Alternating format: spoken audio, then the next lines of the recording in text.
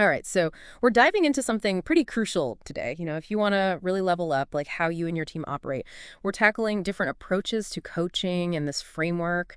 Um, it's called the Matriz de Habilidad, Alontad. In English, the skill will matrix. Exactly. And what we're aiming for in this deep dive is to, make these coaching styles in this matrix really practical for you. Yeah. So you walk away with a clear sense of how different leadership approaches can actually unlock people's potential Uh-huh. and address the fact that everyone's got different levels of skill, obviously, but also importantly, different levels of motivation. Yeah, for sure. So let's get right into it, I guess. Coaching, when you really boil it down, it's a very active form of leadership. You're invested in people's growth. You're really paying attention to how they're progressing.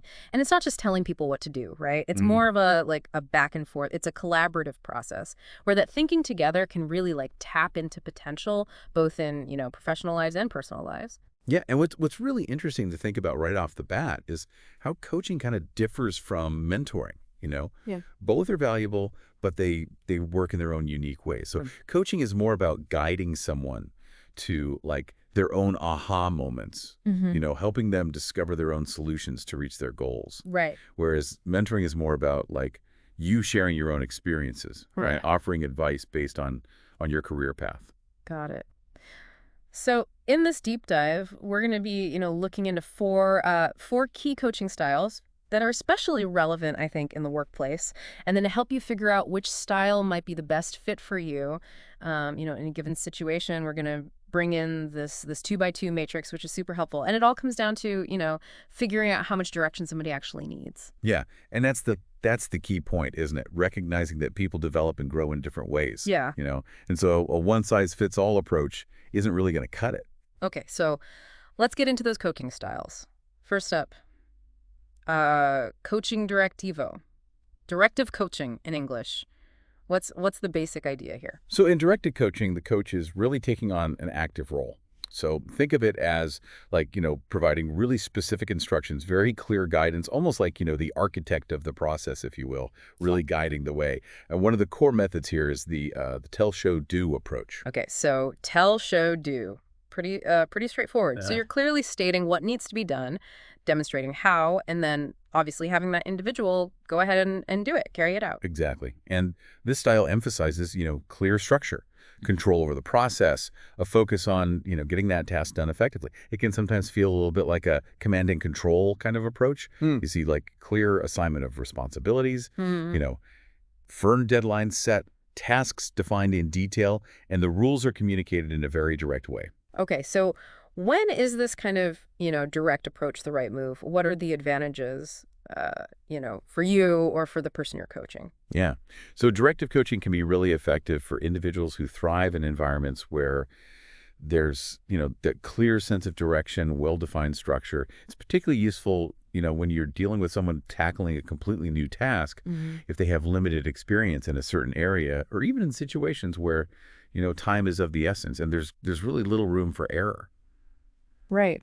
And what's good about it is it brings a lot of clarity to what's expected. It can really lead to those quicker results.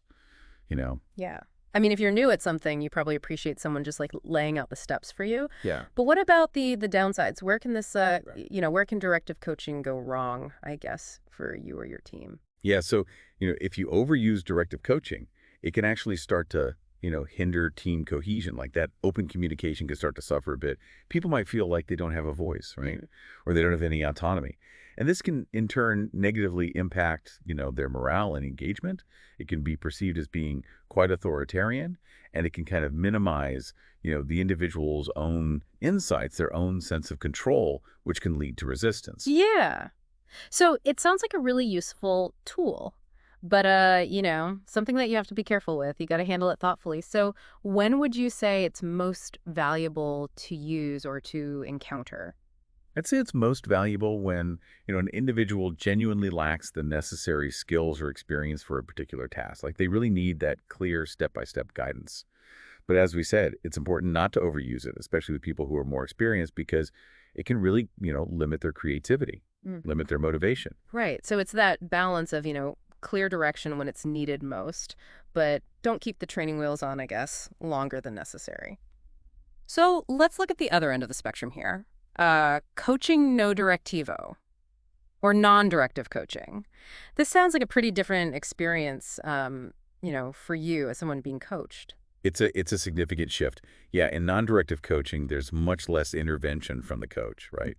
Their role really becomes more about facilitating your own self-discovery. Mm. So instead of just giving answers, they're asking those questions, those open-ended questions designed to encourage your own reflection. So it's more about the coach guiding you towards your own solutions rather than just handing them to you. Exactly. The emphasis is on active listening, asking those insightful questions and really setting judgment aside. The main goal is to empower you to develop your own solutions, your own strategies. And it's based on this idea of learning through your own reflection, a structured approach to problem solving, but the direction really comes from you. What kind of benefits might you see from this more hands-off approach? Well, it tends to lead to much deeper learning, Hmm. right? It supports long-term growth. Yeah. It encourages you to trust your own capabilities, Mm. your own ideas, and this, in turn, build a confidence, strengthens your problem-solving abilities, Mm. makes you more resilient in the face of challenges. And what's really cool is it can be really energizing. It can lead to a real sense of ownership, Mm. and empowerment. Plus, it's just fantastic for developing that autonomy, that self-reliance. Yeah, it sounds great for becoming, a more independent thinker, but are there situations where non-directive coaching might not be the most effective, maybe? Absolutely. Yeah. So if you or your team, lack a certain level of foundational knowledge or independence, Yeah. this approach might not be the best place to start. It can also take more time, to arrive at those solutions when you're doing it on your own. And if you are someone who just prefers those clear, direct instructions, in a more action-oriented approach, this style might feel a bit too open-ended, especially at first. So it's ideal for those who, have that competence to some level, Mm. but can really benefit from that guided self-discovery and, to really build confidence and problem-solving skills. Exactly. Now let's consider collaborative coaching, coaching collaborativo. So this sounds like a real partnership here. Yeah, it does. Collaborative coaching really emphasizes, that partnership, that shared decision making Yeah. between the coach and you. And I think a key aspect of this is that you have a really big voice in how and what you want to learn, right? Yeah. And while the coach still has, a central role, their main focus really becomes, keeping that learning process moving forward in a really productive way. And this style is all about building trust, Yeah. fostering that sense of responsibility on your part, creating that feeling of really being a part of the process, open communication, mutual understanding. These things are really valued in collaborative coaching. So what kind of advantages might you see from, being in this kind of environment, being in a collaborative environment like that? Well, one of the big ones is it can really enhance the team's overall ability to collaborate, Hmm. and it really encourages independent decision making as well. And often you see increased motivation, Correct. increased engagement, which leads to more creativity, more innovation. Plus, working together in this way can really strengthen that relationship between the coach and you. And it's especially beneficial, I'd say, for long-term development, Hmm. you know, and helping individuals gain that greater sense of control over their own growth. Sounds like a really positive dynamic, but are there any downsides to this more, I guess, democratic approach to coaching? Yeah, well, coaching sessions sometimes can take longer, right? Because you're really having those collaborative discussions and you're making decisions together. And, sometimes differing opinions could potentially lead to conflict, so that's something to be aware of. Mm. It might also be a little bit less effective for, absolute beginners who just need a bit more of that foundational guidance before they can actively contribute. Right. So it works best when you have some experience, you can actively participate in that coaching process and really take ownership, of your own development, Right. alongside the coach. Exactly. And finally, we have visionary coaching. Coaching visionario. So this sounds like it's about, painting that picture of the future. Yeah, that's a great way to put it. Visionary coaching is really focused on, guiding your development by establishing those clear goals, those concrete goals. And the relationship here is often like a close partnership, almost like, having a personal trainer, but for your career, helping you achieve a specific goal. Yeah, and the leader, acting as coach, they're really fostering open and honest dialogue. They provide constructive feedback. And they encourage you to reflect on your progress, towards that vision. The main emphasis is on creating that compelling image of where you or the team want to be in the future. Yeah. Visionary leaders are really good at articulating that direction. So what are the potential benefits, for you when the focus is really on this future ideal? Well, it's often used as like a temporary but very effective strategy to achieve results, faster and at a higher quality. So, it's great for developing that clear plan for projects, preventing stagnation, and it often generates a lot of enthusiasm and motivation amongst team members because they can really see that destination. It fosters that shared sense of purpose, and it's really effective when you're looking for those quick results, that quick progress. Yeah, it sounds really powerful for moving towards a specific outcome. What are some of the potential downsides or pitfalls, I guess, that you might encounter? Yeah, well, because the focus is so heavily on that future vision, you can sometimes overlook those important details along the way. And the passion for the end goal can sometimes overshadow, valuable input from others. Right. There's also a risk that, current problems, more immediate problems, might not get the attention they need. And then if that visionary leader were to leave, the motivation can decrease because that guiding force is no longer there. So it's valuable for setting that clear direction, inspiring people, especially during times of change. But it needs that balance, paying attention to the present as well. Exactly. You don't want to be so focused on the horizon that you miss what's right in front of you. Now, to help you decide, which of these coaching styles might be the most appropriate for different individuals or situations, let's introduce the Matriz de Habilidad Voluntad, or the skill wheel matrix in English. Okay, so this sounds like a really, really practical tool, to use, to be aware of. What's it all about? Yeah, so it's a simple 2x2 framework. It helps you assess an individual's performance based on two key elements: their skill level, so their competence, and their motivation level, their will. Okay, two axes. Mhm. So how are those defined for you, in this matrix? Yeah. So the horizontal axis represents skill. Things like their ability, their competence, their experience, their knowledge. And then the vertical axis represents will, to their motivation, their attitude, confidence, their desire for success, and their overall commitment. And this matrix actually comes from the well-known Hersey and Blanchard situational leadership model. And its main purpose is to help managers adapt their leadership style to your specific needs in a given situation. Got it. So two axes creating four distinct areas for understanding someone's needs. Let's walk through those quadrants so you can see how they apply to people, you might work with. Yeah, let's do that. So starting with quadrant one, high skill, high will. Okay, so this is your go-to person, right? They've got the skills and they're really motivated to use them. Yeah, they're competent, committed, proactive, and they thrive when given challenges and the autonomy to tackle them. They're the reliable, self-motivated individual. Now let's move over to quadrant two, high skill, low will. So this sounds like someone who knows what they're doing, but for some reason the enthusiasm has dipped. Maybe they're bored. Maybe they're not feeling challenged enough. Yeah, that's exactly right. They possess the necessary skills, but they lack that internal drive, that commitment. And there could be, various underlying reasons for this dip in motivation. Right. And the crucial thing to remember here is that if those underlying issues aren't addressed, their negativity can spread. Right. That untapped potential can lead to frustration, not just for that individual, but for the whole team. Okay, quadrant three. Low skill, high will. So this is someone who's eager to learn, but maybe still developing, the basics. Exactly. They're highly motivated, eager to learn and grow, but they are still in the process of developing those necessary skills, gaining that experience. And they're often, very confident, very enthusiastic about their future, and really eager learners, Yeah, that energy is great, but they definitely need that guidance, that direction to kind of channel it effectively. And finally, quadrant four, low skill, low will. This sounds like, I guess, the most challenging situation you might encounter. Yeah, it can be.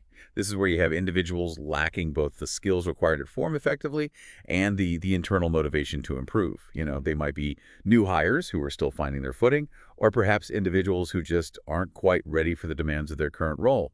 There might even be some uncertainty, about whether the position is the right fit for them. So this matrix really does give you a clear picture of where someone stands, Right. in terms of their competence and their drive. Now, how do we connect those four coaching styles we discussed earlier to these four quadrants that you might observe? Right. So this is where you start to see the practical application, right? Yeah. So for quadrant one, the high skill, high will individual, your self-starter, the recommended coaching style is non-directive coaching, Mm. essentially delegating and empowering. Okay, yeah. Makes total sense. They're already capable, they're motivated, so the last thing you want to do is micromanage. Just let them, run with it. Exactly. A non-directive approach allows them to take initiative, solve problems independently, and continue their development without feeling micromanaged. Hmm. You know, delegating tasks, providing autonomy, this keeps them engaged and offers new challenges, new opportunities for growth. Okay, what about quadrant two, that high skill, low will person? How do you reignite that spark? Get them re-engaged. Yeah. For them, visionary or collaborative coaching are often good choices. Visionary coaching can connect their work to a larger purpose, inspire them with those future possibilities. Yeah. Collaborative coaching can involve them in decision-making, making them feel valued, and reigniting that enthusiasm for what they're doing. Right. And what's really crucial is to understand their career goals Right. and address any underlying factors that might be affecting their motivation. So it's about leveraging those existing skills, but giving them that reason to be invested, that reason to be motivated. Okay. Now, for quadrant three, the low skill, high will, your enthusiastic beginner, how do you guide their development? How do you do that effectively? So in this quadrant, directive or collaborative coaching can be really effective. They're eager to learn. So directive coaching provides that clear guidance, those step-by-step instructions they need to develop those foundational skills. Yeah. And collaborative coaching can also work well here. It involves them in the learning process, explains the reasoning behind decisions, and allows them to ask questions. Right. And it's essential to provide frequent feedback and encouragement to nurture that enthusiasm and build their competence. Yeah. They need the structure to build the skills, but also that encouragement, to keep up that initial enthusiasm. Mm-hmm. And finally, for quadrant four, the low skill, low will, what's the most appropriate approach? So in this situation, directive coaching is generally recommended as the starting point, because they require close supervision, very clear expectations, and structured guidance to get them on track. Right. And a directive approach ensures that they understand exactly what's expected of them and provides that necessary support to improve their performance. Mm. Setting smart goals, providing frequent feedback, this is crucial. And it's also really important to try and understand the root cause, Right. the underlying reasons for that low skill, low will, and determine if additional training, more intensive mentoring, or even a different role might be a better long-term fit. So a more hands-on approach is needed here to Right. really provide the structure and support they need to get moving in the right direction. So we've got a table here. It summarizes these connections, between the quadrants and those recommended coaching styles. Yes, and a nice visual, a Yeah. visual representation of how those different levels of will and skill, they align with the most suitable coaching style. Yeah. And that provides the right level of support and direction. Okay, so now you understand, the different coaching styles and how that skill will matrix can help identify, which style might be the most effective. How can you put all this into practice, in your own interactions or even just thinking about your own development? Well, the first step is really evaluating the individuals you work with, Right. or even reflecting on your own strengths and areas for development and placing yourself within that matrix.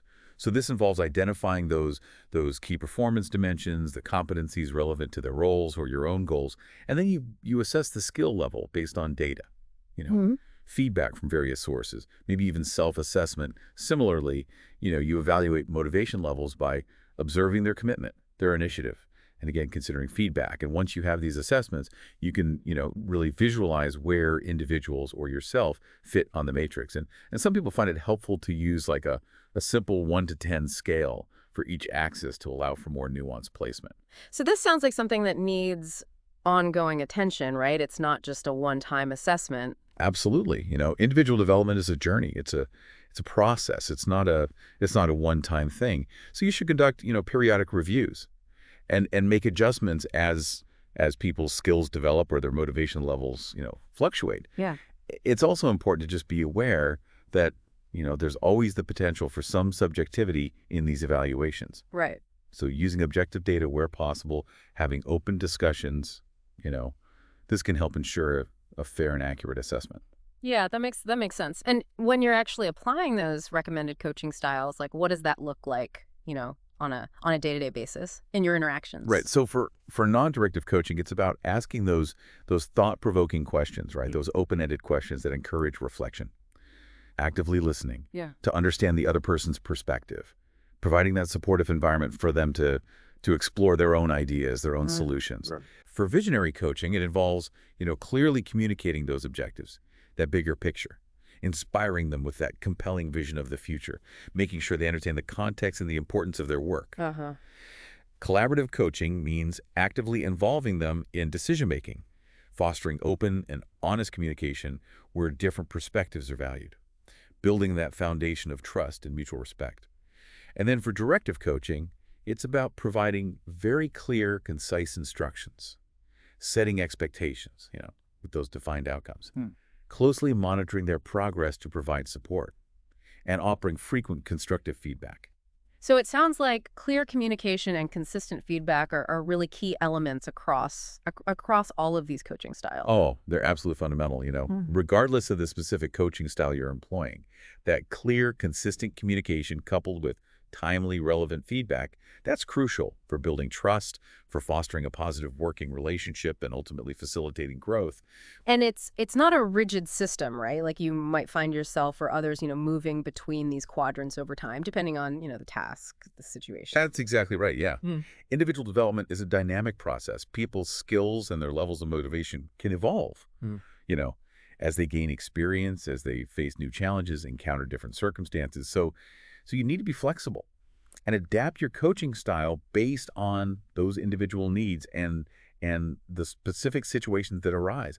Don't be afraid to even combine elements from different coaching styles if that seems most appropriate. The skill wheel matrix is a valuable guide, Yeah. but it's not a rigid set of rules. Continuous evaluation, adaptation, these are key for achieving those optimal outcomes in individual and team development. This has been a really insightful, deep dive into understanding these different coaching styles and the skill wheel matrix. So just to kind of recap, we explored 4 coaching styles, right? Directive, non-directive, collaborative, and visionary. And we saw how the skill wheel matrix, by helping you assess an individual's, competence and motivation, can really guide you in determining which of those styles is likely to be most effective in a given context. And effective coaching really depends on understanding those individual needs and being able to adapt your approach accordingly, right? Yeah. Strategically applying these styles based on a thoughtful assessment of both skill and will.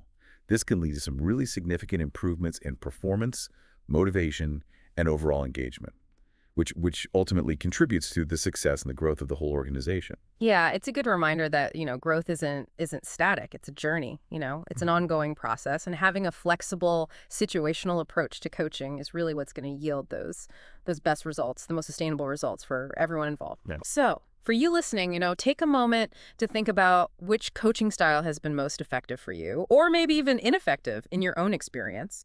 How might the skill wheel matrix kind of shed some light on those past interactions? And as you look ahead, what does this framework kind of suggest about how you might approach your own development or your interactions with your colleagues, with those you lead? Definitely something to think about. Thanks for joining us for this deep dive. Thanks for having me.